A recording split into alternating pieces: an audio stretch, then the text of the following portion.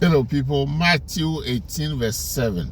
He said, offenses will come, but woe to whom the offense comes from. Woe to the person by whom the offense comes. Offense will come, but woe to whom the offense comes.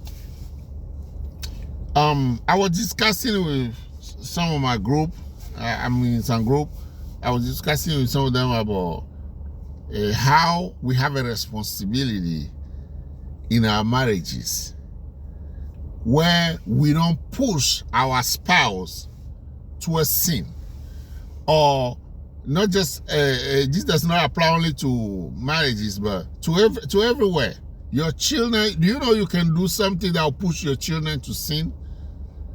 Not necessarily going to kill somebody or not necessarily going to do something, some of these horrible things we consider sin. But as little as what we call as little as anger. Your child or your son or your children may not necessarily be angry people. But if you know the button to press, you push them to be angry. And that's what we are talking about. What is an offense? They also call it a scandal. An offense or a scandal, or a scandal or offense in the sense that you push the person to do what the person will not do if you didn't do what you did. You hear that? An offense or a scandal is you causing the person to do what they will not do normally if you were not in the picture. If you're not in the picture, in the sense like, if you didn't do what you did to push them. For example, please, I'm in my car, right? You hear that? I press the horn and it sound. If I didn't push the horn, there will not be a sound outside. You see that? I hear the sound inside too. So, the Bible says offenses will come. But don't be the one that the offense comes from. Remember, offenses is not what you did yourself, but offense is what somebody did to push you to sin. I was telling the group I was discussing with that we have a big responsibility before God. That, for example, your husband may not be a lustful man. But if you the woman, you refuse to give him sex long enough, his mind will start lusting. Not necessarily going to find a woman and commit adultery with, but he may not be a lustful man. But the fact that you have denied him, you find reason to justify not giving him the bedroom for a while. That lack of bedroom action can put him to begin to go wayward in his mind. In that case, you have caused him to do that. Of course, I'm not saying that we don't have a responsibility before God when we do what we do, but you have contributed to that. You know, do you know that God doesn't, well, you are responsible for what you did yourself. I'm not the one behind it. It's not your fault. It's not my fault. God doesn't follow that. God follow what part did you add to it? What part do you bring into the picture? God look at that. Look at Adam and Eve. God punished Adam. God punished Eve. God punished the snake. God didn't say, oh, you, because, for example, if we want to analyze, well, I'm not talking about men and women here, so don't dwell on that. But if we want to talk about this, Adam should not be responsible. Because the snake lied to the woman eat the fruit that God told them not to eat. And when the woman ate it, the woman gave it to Adam to eat. You hear that? So if there's somebody that could be a little bit tolerated, it should be the man. And the Bible didn't say the woman asked Adam if he want to eat it. It's like there's a command from the woman to the man. Eat it. The Bible said the woman give the fruit to the man, as if the man doesn't have a choice in that manner. But when God came, God didn't say, oh, Adam, you didn't do it. The woman kind of forced it on you. You are justified. No, God doesn't do that. I say that to say that when we cause offense, we have a part of responsibility before God. Because I see in our society that we are a society where we don't like to admit our responsibility. Oh, if he lost, he lost. If he did that, that's his decision. He's the one. I didn't put a gun on his head. You put a gun on his head or her head invisibly, not tangibly. You put a gun on the person's head. Because what you did has become a spiritual gun or invisible gun on the head of the person. You see, in churches they talk about, oh, you get angry. Don't get angry. They talk about, don't do this. Don't talk bad to your wife. Don't talk bad to your husband. Don't do this. Don't do that. But what is behind? I don't hear someone often talking about what is causing the problem. Is the guy a deranged person that he just get angry out of nowhere? If that's the case, then you marry an angry husband. Or if that's the case, you marry an angry wife. What is causing that person? Unless the person has a mental problem, then we know it's a different category. Anybody that is normal, there is something you are doing to push them to do what they do.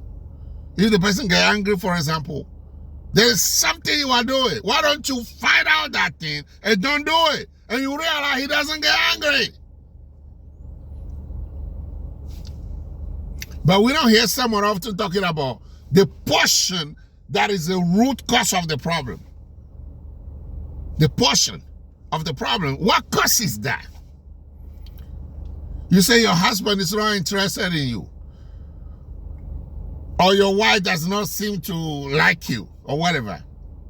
Why the person doesn't like you? What are you doing for the person not to like you? How are you handling yourself in the couple? The person marry you, he must have liked you at one point to marry you. But what caused the difference now? What are you doing to contribute to that? Of course, we are not responsible for what the person does, because the person also have a responsibility for their portion before God. But what have I done to provoke that? Have you ever heard sermons on that? Nobody preach on all that. For example, let me stretch it a little bit. Don't take me like I will explain it. For example, you say your husband hit you, or your wife hit you. These days, women hit men too. So it's not like before where you say, oh, those spouses one hit the other. People assume immediately it's the man who hit the woman. These days it's no longer like that. So why the person hit you? But do you know the law only see who got physical with the other? The law will not see what have you said to him, what have you said to her, what have you done to her, what have you said to her to cause the person to be violent. The law doesn't look at that. The law look at who got physical. But do you know that's one-sided? For example, when you hear this, when you hear your, especially women complaining about that when the men get physical. Again, don't get me wrong. I'm not saying it justified it, but when your girlfriend said, "My husband hit me," do you know nobody, no lady or no person want to hear anymore? What have you done before he hit you? Is it crazy? You are his wife after all. You say he hit me. What have you done? Is he out of his mind just to hit you? You are partly responsible. The offense that I'm talking about, the scandal that I'm talking about, there is always a cause for something. For anybody who is normal, again, I'm emphasizing whoever is normal. You say he's not interested in me, she's not interested in me. What have caused that?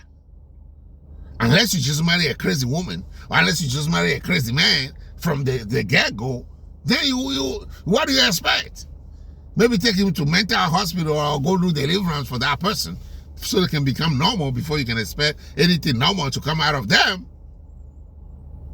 A scandal, an offense, is what you do to cause the other person to sin, or what you do to cause the other person to be depressed, or to cause the other person to be negative. A God will hold you accountable for what you did, what you contributed into it. So let's forget about all that thing we say that, well, you are responsible for what you did. I'm not responsible. For example, I've seen many times they say, if the woman does well anything, walk away. I've seen women who will push the man. You say he should walk away. I've seen women who will even slap the man. You say he should walk away. So what about the woman? How about the woman don't push the man? The woman don't slap the man? Again, I'm not justifying violence against any gender or anything. I'm just telling you, whoever is causing the offense. But I'm giving this example that is sensitive so you can get a picture. You say your children are horrible. What makes them to be like that? What have you done to them? Your children who grow up under you? What have you done? You say your parents are just horrible to you or whatever. What is the element you brought to the picture to cause them like that? In other words, an offense, a scandal is the cause or something that push the other person to do what they do. Meaning you are into it. What about we find out what we should do not to push the other person to do what is wrong before God? How about we do that? How about we do that?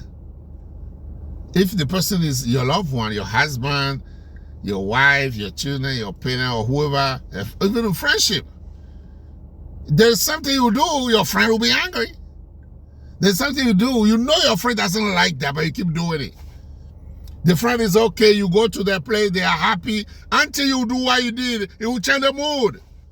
But you'll be stupid to keep on thinking, well, she shouldn't get angry. And, you know, it's not me. I didn't put a gun on her head. When I say that, she doesn't have to take it like that. But you know that thing, the person doesn't like it. You keep doing it. What are you, a devil? Are you a devil? You know the person will not like that, but you keep doing it. You try to provoke the person to sin. Are you a demon? In all my life for Christianity, I don't hear someone talking about who is behind, who is causing it. Your husband can cheat because you didn't treat them properly.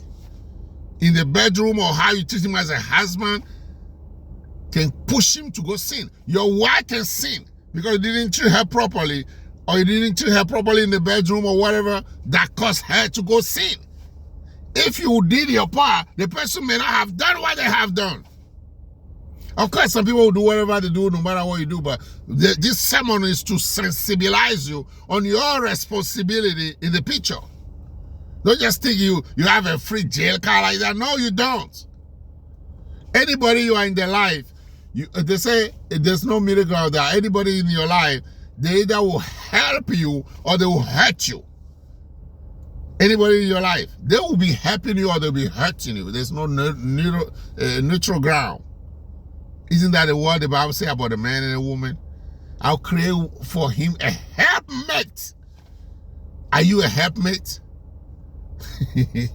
Are you a helpmate or you are a hurtmate? Do you hurt or you help? They all sound like to rhyme together, but they are opposite. Do you help or you hurt? In friendship, in anything, those two will come up. They will come up. So we have the responsibility in the couple, in friendship, everywhere. There's something you tell your pastor, that pastor will lose his peace. Do you know that? Or there's something you do, a question you ask, there will be a different motive behind the question that will push your man of God to worry or to lose his peace. Do you know that? In general, the way you treat your husband, the way you treat your wife, before God, have you done your part to push them into the problem they are in? Or are you doing your part in such a way that if the husband or the wife goes sin, any kind of sin, we're not talking just adultery now, anger or the happiness, when they see you, are they happy or they feel like, oh Lord, I'm here again? She might do something. He might do something to get me mad. He might do something. She might do something to make me lose my peace. One thing that should make you understand is when your husband is around other people and they are happy, or your wife is around other people, they are happy. But as soon as they come in your company, they lose their peace. You must be doing something to hurt that woman or to hurt that man. Responsibility before God. You have to make sure whatever your husband does or whatever your wife does, you have not created an offense in that. Meaning you have not contributed to that. Especially don't be the cause of it.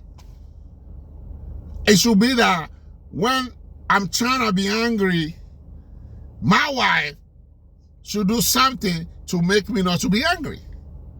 It should be that when I'm trying to be angry, my friends in my life should know how to stop me from being angry. I'm trying to be angry, or the situation is pushing me to be angry. They should do something where I don't get angry. But it's the other way around we see often.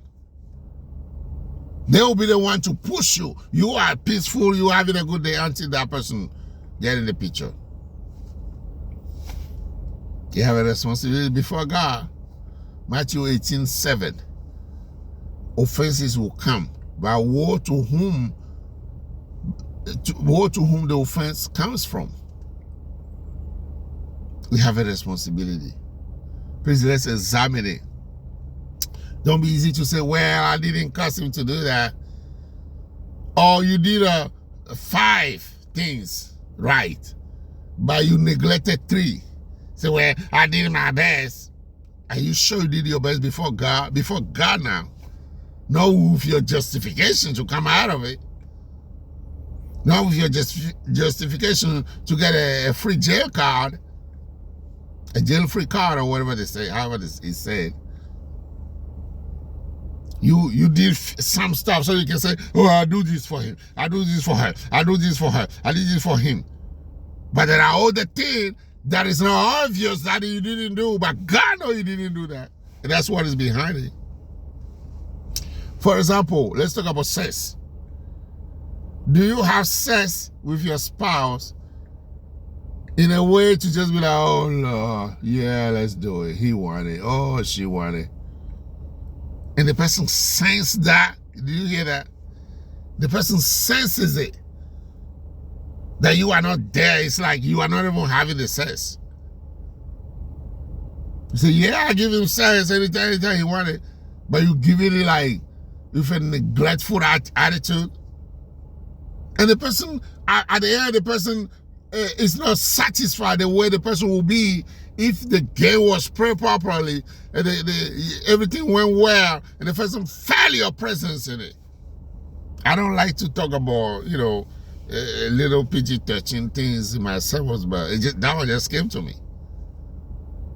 Or whatever you're doing, you cook for him, but the way you cook for him, you know he like it like this, but you did it like that. And you know you'll get on his nerve. He will not be happy for the food you cook.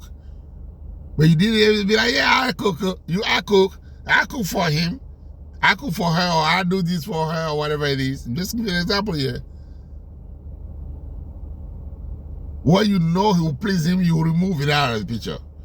But you presented it, so if people say, yeah, I cook for him. But before God, you think God consider that as you cook for him? With the way, the motive you have behind while cooking? You're just doing it, like, yeah. You might have a problem yourself. That's why you just keep on offending somebody. May God help us in Jesus' name. Amen.